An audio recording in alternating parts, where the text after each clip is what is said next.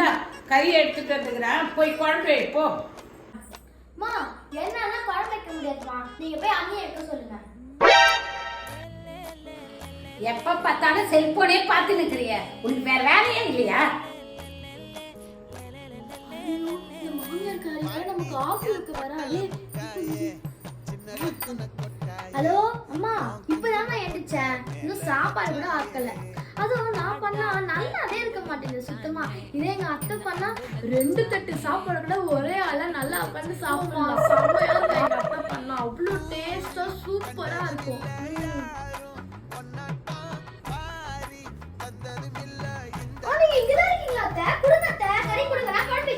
வேண்டாமா, நீ போன் பேசு. அத்தை போய் குழம்பு வச்சு தரேன், நீ சாப்பிடு. போன் பேசுமா. சரி.